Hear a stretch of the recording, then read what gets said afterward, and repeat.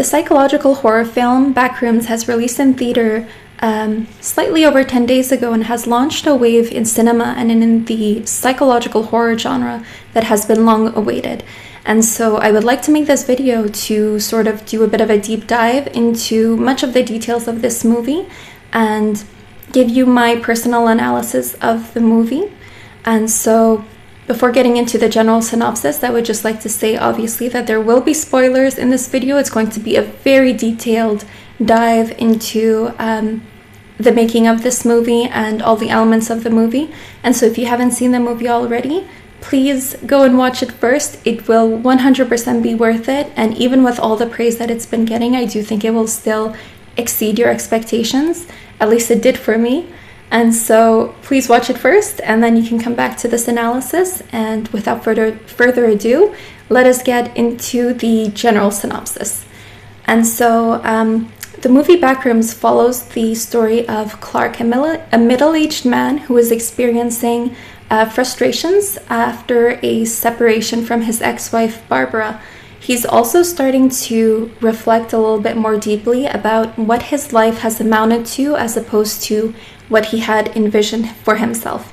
And so he sees a therapist named Mary in order to sort of reconcile with his past and his current realities, while Mary, the therapist, is also kind of seeks to reconcile with her own. And so I would like to talk a little bit about the setting of Backrooms in case anybody is not familiar. So the Backrooms are a modern horror concepts that originated on the internet. They did play a role in popularizing liminal spaces, which are a maze, a kind of maze of empty rooms that are made to invoke a very specific kind of feeling. For some people, it might invoke a feeling of, fear and unease, and then for others, it might invoke feelings of solitude, contemplation, and nostalgia.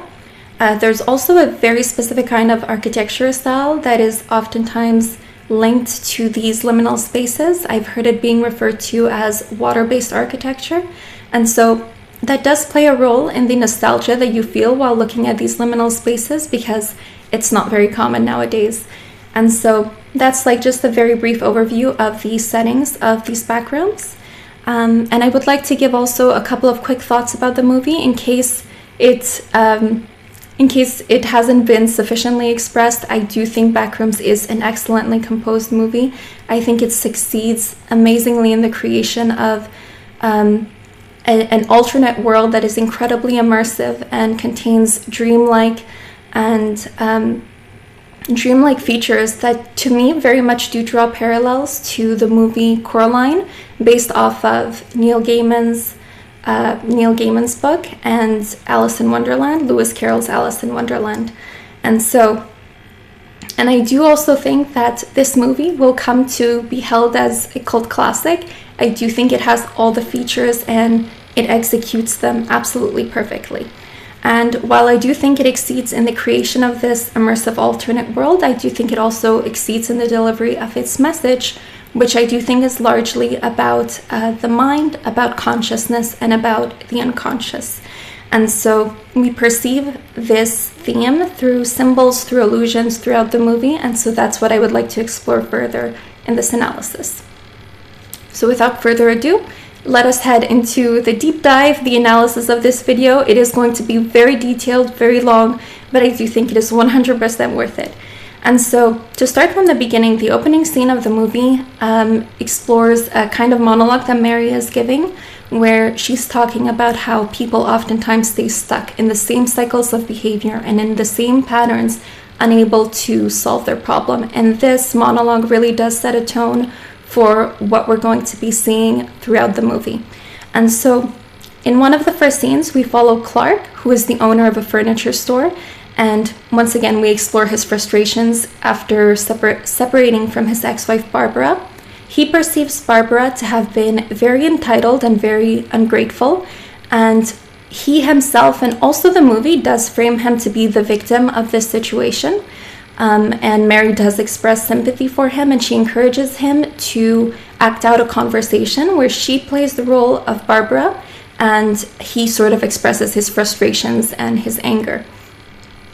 Now, underlying it all, there's also a feeling of resentment that Clark has over not having realized his dreams of working as an architect and his reality of being a furniture store owner. And so that's something that we notice a lot throughout the scene.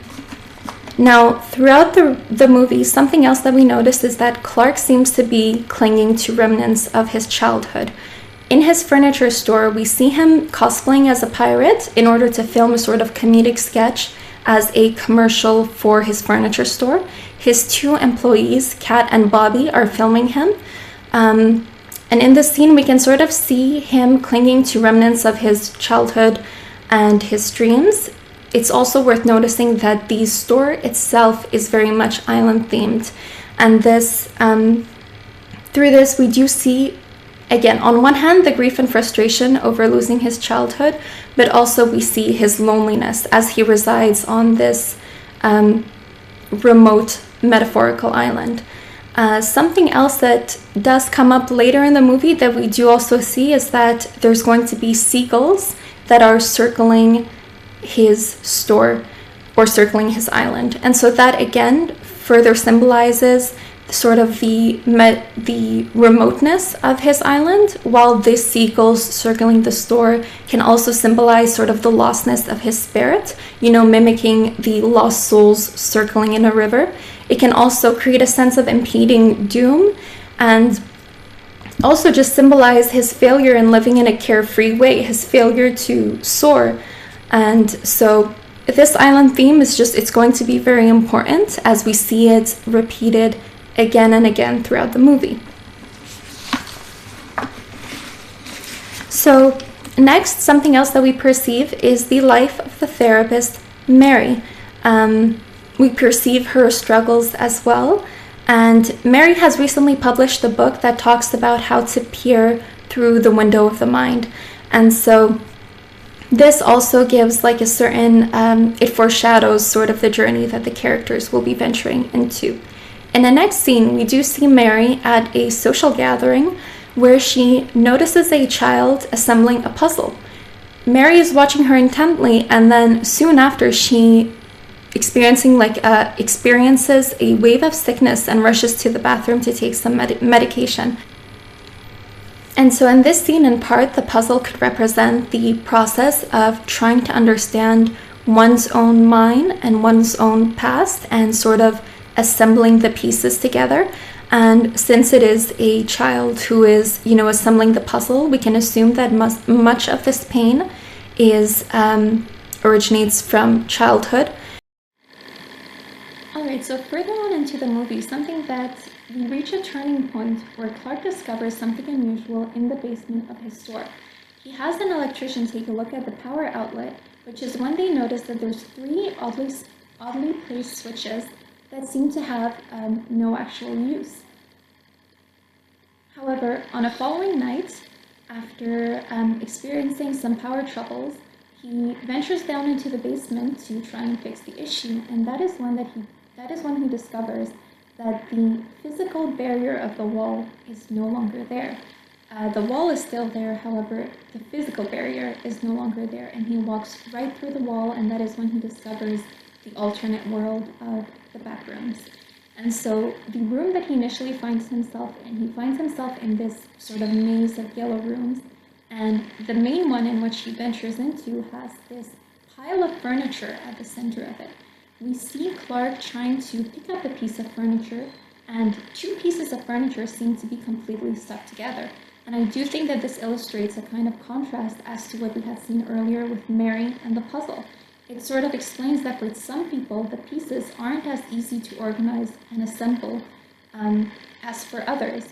And I think that in those 2 stuck together pieces, we also see a degree of disorder and disorder and stubbornness in Clark's mind.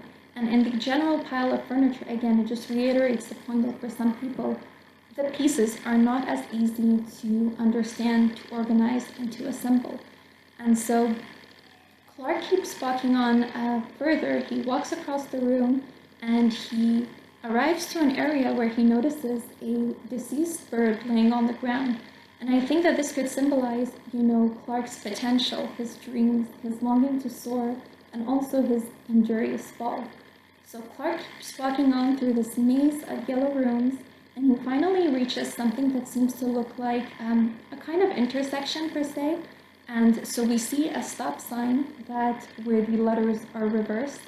And the way that this stop sign is filmed is very important. We see it through different angles, and the angles really do seem to want to illustrate the grandeur of the stop sign. And I think it almost bears a kind of resemblance to the way that a crucifix, the angle through which a crucifix is often filmed, which when we think of that, something that we think of is sacrifice. And even when we think of a stop sign, we think of allowing people to go through. And I think sacrifice is very important because it's one of the features that Clark does distinguish within himself, although it's also one of the features that he harbors a lot of resentment over. Now, next, we see Clark pass through this intersection and arrive to a room where there's a camera attached to the wall, and there's also a bag where he finds a bunch of tapes and an ID card, indicating that somebody might be watching him. He also finds a cable going up the wall that isn't leading towards the camera or towards anything else. And I think this could symbolize trying to find the source, whether it's trying to find the source of his problem or trying to find the source of the mind, the problem of the mind, of trying to find the source of consciousness, trying to find the source of the pattern of your behavior. It could indicate a lot of things, but I think it's a recurrent theme of trying to search for the source of something. And we see a lot of these cables throughout the movie. In the scene, one of these cables does lead towards a paper cutout of an ancient man holding a sword, which Clark will then find. And so this paper cutout, there's sort of a generic voice coming out of it, repeating a phrase in many different kinds of languages. And so I think that this could represent sort of the fact that this problem or this element is incredibly pervasive. It's pervasive throughout, it's cyclical, it's pervasive throughout all of history and throughout every single civilization. It's something that exists absolutely everywhere. And so that's something that I think we can possibly draw a tie to when seeing that cable associated with the paper cutout of the ancient man in all of those different languages. And so Clark, going through this maze of rooms, he's absolutely bewildered by what he's seeing. He keeps on going, and then he finds another room where he finds a sort of cartoonish throne that is sunken in the sand, and also a toy plush parrot in the sand. And I think, again, this illustrates the island theme that we were talking about earlier. And on one hand, I definitely think it symbolizes the loss of his childhood dreams, but I do think it also gives way to an insight about Clark's mind. When we look at the throne, we might perceive some of his longing to rule, his longing for power. And I do think the parrot also does carry a lot of symbolism, because when we think of a parrot, we think of mirroring, obviously. And Clark is somebody that has a certain characteristic where he wants other people to mirror his self-image. He does see people a lot in a way that is mainly in how they play a role in relation to himself. And so that is something that I think could be illustrated through the parrot. And something that it also made me think of is the book Robinson Crusoe. So Robinson Crusoe is a character that also has this problem with a little bit like egocentrism, having people only being capable of seeing people in reference to himself. And Robinson Crusoe, in the book, he gets lost on an island, and on the island he perceives himself to be the ruler of the island, and he finds a parrot. And one of the first things he teaches the parrot is how to repeat his name and how to say the words, "Poor Robinson Crusoe." And so we see a character here that obviously wants to have his woes mirrored back to him and wants to have a certain narrative and a certain self-image, a certain image of himself repeated back to him. And so I do think that that does definitely draw a parallel in my own mind. Now, after having experienced all of this, Clark tries to get out of the back rooms. He runs back through the entrance where there's all the furniture, but he takes with him a stool. You know, he really wants to read one of the pieces of furniture in the big pile of furniture at the entrance. And so he takes it with him before leaving to assert to himself that what he experienced is indeed real. And so he takes the piece of furniture, he escapes the back rooms, and then in a later scene, we see him with his therapist, Mary. He's trying to explain to her what he saw. He has drawn a sketch of the back rooms, and he's aware that what he's saying sounds very, he's aware of how insane it sounds. He's very much aware of himself, but he's still trying to explain it to her. And Mary is obviously slightly reprehensive. She's slightly worried about him, but she's questioning him further. And one of the things that Clark says that comes back again in the movie, he says the phrase that trying to describe what he saw is akin to trying to describe a dog to somebody who has never seen a dog. Now, when I heard this, I initially felt that this phrase must mean something a bit further, but I couldn't quite place it. But then I realized it sort of symbolizes the pervasiveness and the power of the mind, the way that it plays such an immense role into so much of what exists, while at the same time, we're not fully able to qualify it. We're not fully able to explain what exactly it is, what exactly is the source of consciousness. And different angles, different people, different times in history will perceive that there's different definitions that have come up because we can't exactly pinpoint, what it truly is objectively. And so if we see things through different lenses, whether it's a scientific lens, whether it's a religious lens, we'll perceive, different names being given to the mind, to consciousness, to the unconscious. But it is so incredibly pervasive, but we don't exactly understand what it is. And so I do think that that phrase represents this aspect, this invisible aspect of the mind.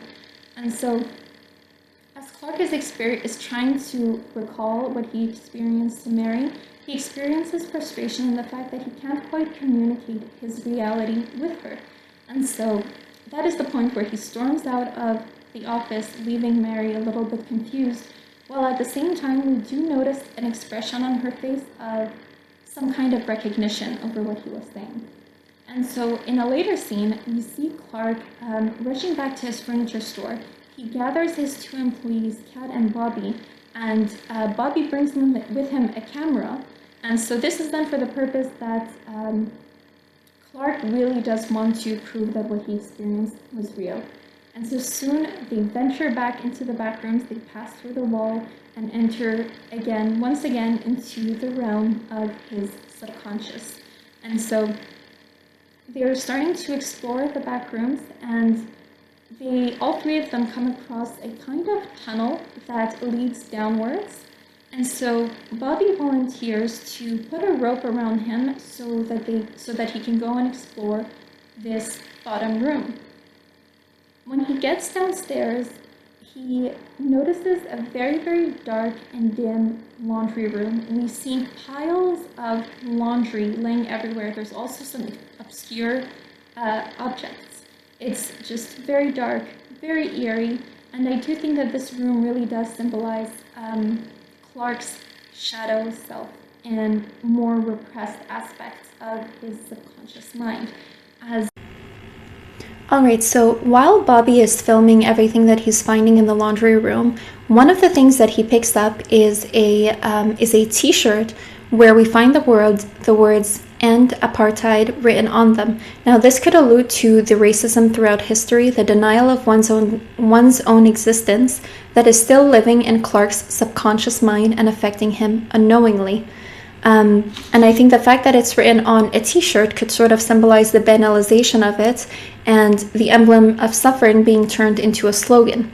Now, as Bobby is in this room and he's picking out he's filming all of these objects in this laundry room, he perceives that there's somebody else in that room with him. So he rushes up the tunnel and tries to get Kat and Clark's help to untie the rope from his waist. However, before they're able to do so, he gets pulled back into the room, and we see him being taken and heavily injured. And we can make the assumption here that it's some aspect of Clark's deep repressed subconscious self or his shadow self that has taken and injured Clark. Now in a following scene, we see Clark and Kat together in a pool room. However, they're physically apart. We see Clark and we hear Kat's voice. Kat is trying to give Clark directions as to how to find her. However, the directions that she's giving him are not, they're completely different from the description of Clark's surroundings. And I think this further illustrates the difference in their subconscious realities. They can't communicate with each other because they're experiencing the world in a completely different way. And so in a following scene, afterwards, we don't see Kat again for now. And so we see Clark going into a room with a very colorfully lit Christmas tree at the center of the room. We also perceive there's sort of these kinds of solidified statues of people on the ground. And I think on one hand, this could symbolize the loss of childhood memories, maybe even family members. And the way the atmosphere is set out, the eeriness, combined with the Christmas lights sort of makes it look like a kind of cemetery of dreams and memories. And so it's a very, very short scene, and then we see a figure coming out, a dark figure coming out of the Christmas tree and taking Clark away. Now, afterwards, we fast forward to another scene with Mary. So Mary is experiencing a nightmare about her childhood where her mother is telling her not to go outside, not to look outside. We see child Mary in front of a window, and all of the windows are covered in paper. She's not allowed to have any interaction with the outside world. I think the fact that obviously it's also a window ties into what Mary speaks of in her book about peering through the window of the mind. And so in this nightmare that Mary is having, Mary's mother's voice is deepened to sort of further illustrate Mary's point of view and the fear that she experienced as a child due to what she had experienced. And so after Mary wakes up from her nightmare, she goes to the office and she gets a voicemail from Clark in which Clark tells her that he won't be back. And at this point, this is when she goes into the store and into the basement to find Clark. And that is when she also discovers the Backrooms. I do think that this scene is actually where she discovers it is, I can't even say it's my favorite scene because in all honesty, there's so many scenes that I adore, but it is absolutely amazing. The sound in that scene is amazing. We see that like a fly gets captured and enters the Backrooms, enters through the wall. And then as Mary is experiencing a pull to go through the wall, we hear this thumping sounds that sort of illustrates, the thumping of her own heart as she experiences a pull to go in, and then she finally does go in. Now, as she goes in, she's walking through some of these rooms, and some of these rooms are Clark's subconscious mind, but some of these rooms are also Mary's subconscious mind. And so she finally gets to a room where she finds Clark. I'm sorry, there's a groundhog outside, and so I love groundhogs. Okay, anyway, she finds a room where Clark is. Now, this scene is very, very important because this is the scene where I think we start seeing Clark's subconscious mind and Mary's subconscious mind sort of interacting with each other. And so behind Clark, we see the wall. There's all sorts of phrases and sort of childlike drawings on the wall, and these all carry very, very, very, very deep meanings. And so we see, I'm just going to go through my notes to make sure I get them. So one of the phrases that we see is the phrase questioning magic and saying to be realistic. Another phrase that we see is one that says, "The roof is wrong. I don't know who signed this, but the handwriting looks like mine." And I think from this phrase we can assume, a life that is chosen based off of societal expectations, based off of standards, based off of fear, and how the writer of this phrase doesn't really recognize his life anymore, even if it was made by every small choice and every small action. that he has taken. And so we also see phrases alluding to there being danger outside. And so here that is signaling to Mary's subconscious mind.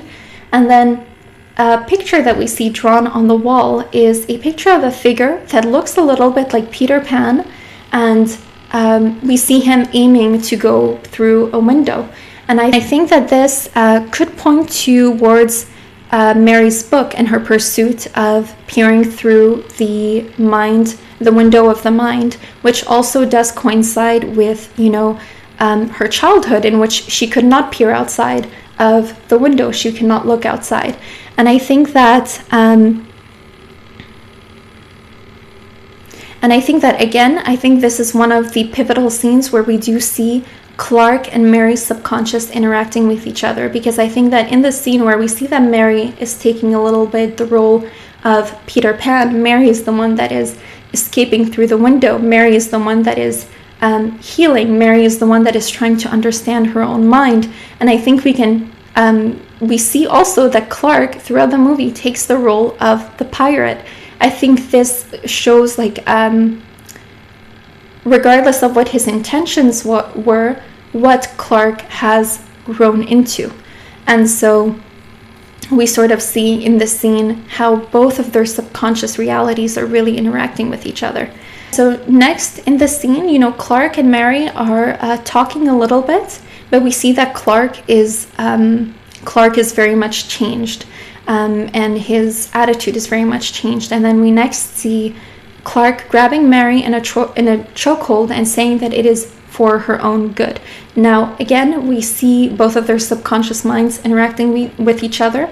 Clark's is resentful, a little aggressive, violent, and Mary's is trapped. And so in everything that has come after Mary entering the Backrooms is portraying her subconscious mind, his subconscious mind, and how they interact with each other. Now in the next scene, we descend through the many layers of the Backrooms.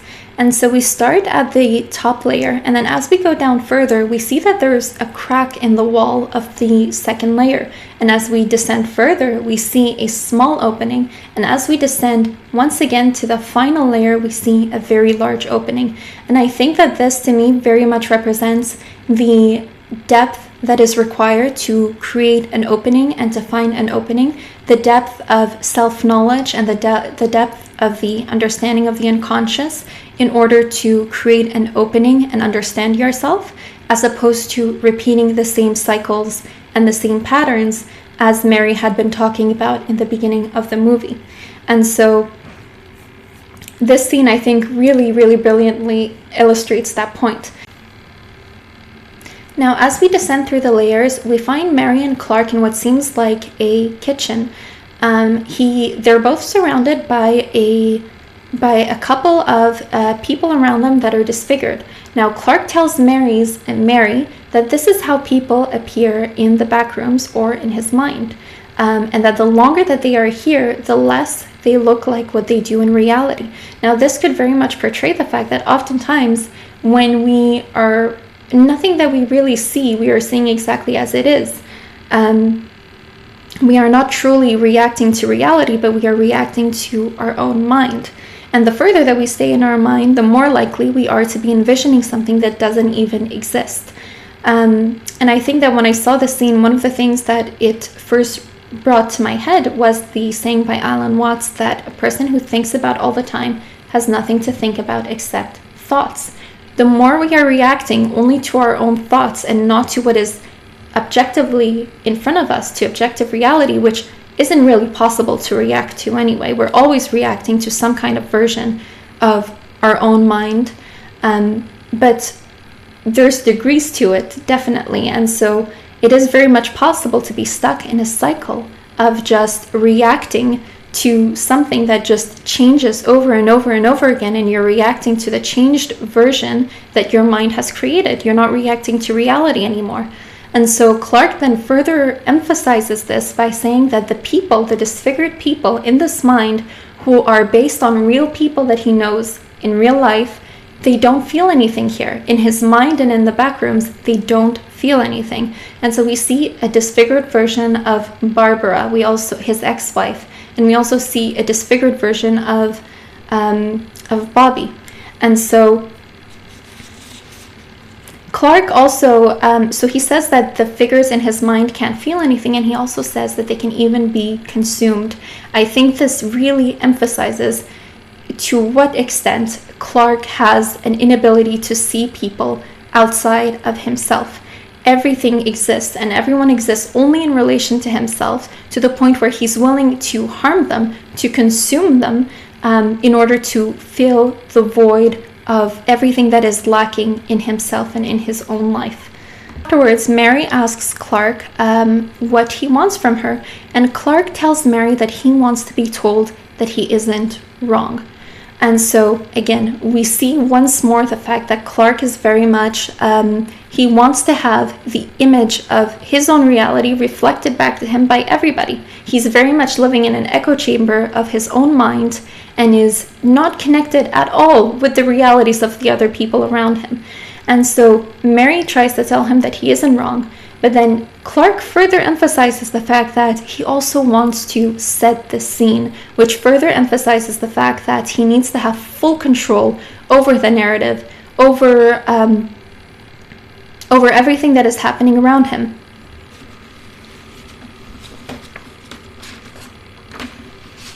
Now at this point, he makes Mary recreate the role play that they had been doing earlier in their therapy session, where he wants her to take the role of Barbara and reaffirm to him his reality exactly as he wants to perceive it. And so Mary, realizing the absurdity of Clark's wants, tries to reassert to him the fact that she is not Barbara. And I think in the scene we see on one hand the fact, the way that transference, is playing out possibly in like a therapist-client type of situation, but also we see the fact that Clark feels entitled to utilizing everyone and anything for his own needs. Clark does, however, afterwards come to see things through Mary's point of view. We see him get very, very emotional in a scene where he's talking about the fact that he doesn't want to change and that he likes the way it is, which really does illustrate the fact that people oftentimes do choose to stay stuck in their negative emotions, and they feel a certain comfort in their identity and in the way that they're currently existing. And then Mary tells him that she shares with him that she can't save anybody, and she tells him that he can stay the way he is. And so in this scene, we obtain as an audience a sort of relief and a sort of kind of a quasi-resolution, where at the very least both characters have accepted reality exactly as it is. And it feels like, very much a kind of relief as opposed to fighting against reality. And so at this point, Clark is ready to let Mary go. And just as he's about to let Mary go, we notice a figure coming out, a very giant figure coming out of the opening of the room. And we perceive a very grandiose, disfigured version of Clark dressed as a pirate. And I think in this figure, we very much see Clark's shadow self, a representation of Clark's shadow self. Now, Clark tries to explain to his shadow self that Mary has said that they can stay as they are and that they can let her go. And what proceeds to happen is that the disfigured version of Clark, his shadow, proceeds to consume Clark instead. And I think this illustrates the fact that it's very difficult and maybe impossible to find resolution when your mind is still fragmented and disintegrated. Even though we might want to accept reality just as it is, if you have a tendency to have a mind that is incredibly fragmented with lots of repressed aspects of yourself, you cannot find resolve. You cannot find resolve in that situation, and that with nothing else to consume, the shadow self will consume Clark instead, since he has nothing else to consume. I do think also that when we see the fact that Clark's shadow is also very, very disfigured, we notice that even himself, in his own mind, Clark cannot see himself accurately. You know, it doesn't solely extend to others, but even his own image is affected. It's very much a problem in the perception that he has in his own mind. Now we later see Mary trying to run as fast as she can to escape Clark's shadow self, his disfigured giant pirate figure. She's running as fast as she can, and as she's running through all of these rooms of Clark's subconscious and her own subconscious, at one point she does fall and injure her own leg. And I do think that this does draw a parallel to the beginning of the movie, where when Clark is filming his commercial and he's dressed as a pirate, he does fall from his throne and injure himself. Something else that we see is that he uses a wooden furniture leg as a prop for a prosthetic leg. I think that in these two scenes, we sort of see the fact that they're both injured, but they react in very different ways. Mary, on one hand, perseveres, even though she is injured, whereas Clark has a tendency to very much accentuate his woes. And I think that the wooden furniture that he uses as a prop for a prosthetic leg also very much signifies the instability of his own mind and the instability of what he relies on. Now, as Mary continues running away from Clark's shadow and trying to find an exit from this place, she arrives to what seems like an open apartment complex that seems to go downwards infinitely. I think this could possibly represent the sheer quantity of people trapped in this area of the subconscious. And so she arrives to this location and she finds a door in place of a ceiling. It's a very, very small door, which sort of looks a little bit like the doors in Alice in Wonderland or in Coraline. And so she finds this door and she very, very slowly makes her way towards it and tries to see if the doorknob can be open. Once it opens, she pulls herself through it and she finds herself at the top layer of the furniture store. However, she cannot exit. She still has not escaped. And I think that this sort of plays a trick on our minds. I think that we sort of think of Alice in Wonderland and Coraline, where the exit through that door really means the end of all of the chaos. And so that's sort of what we expect while watching the movie. However, it just totally plays a trick on us and we end up just in another layer of that realm. And so Mary is at the top level of the furniture store. And this time, those cables that we had seen in the beginning, we see plenty of those cables leading back towards that cutout figure of the ancient man holding the sword. And we also hear the phrases repeated in all sorts of different languages. And I think, again, this could sort of be reasserting once more how pervasive this problem is, that it's cyclical, that it's continuity, the fact that it has existed throughout all of history, all of civilizations, even though it's been named different things and we don't really understand it fully. And so once she's at the top level of the store, the disfigured pirate does come after her and is able to reach her. He's able to get a hold of her on the ground. And this is when we see Mary reach for one of her, it's a rock that's like a solidified clay that has her small handprint on it. And she uses this rock in order to knock out the pirate, to get her off of her in a last attempt to defend herself.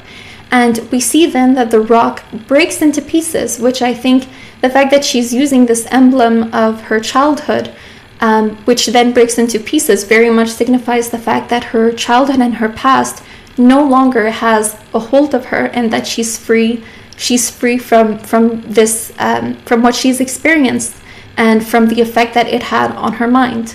And so after Mary escapes, she manages to escape through a hollow opening between two walls.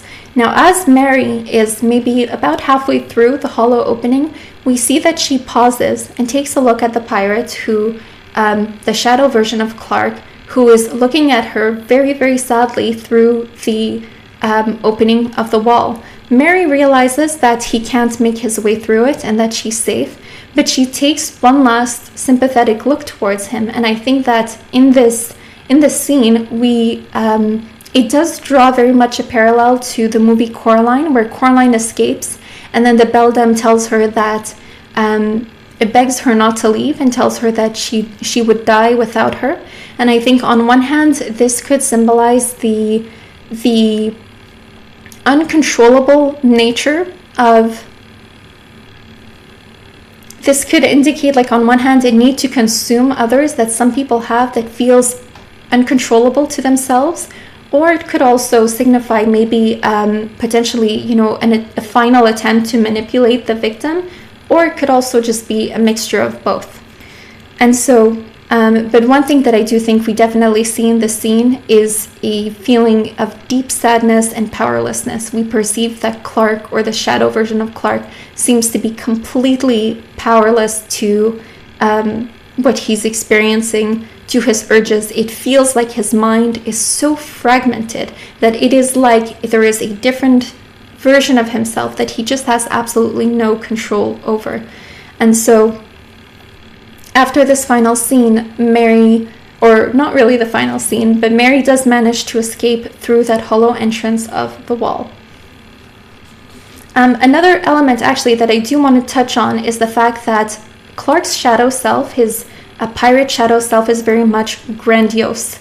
He's a lot taller, a lot bigger, and the fact that he is grandiose is also partly why he can't make it through the wall and can't escape with her. And I think this could create a sort of contrast to the fact that Mary's ego is very much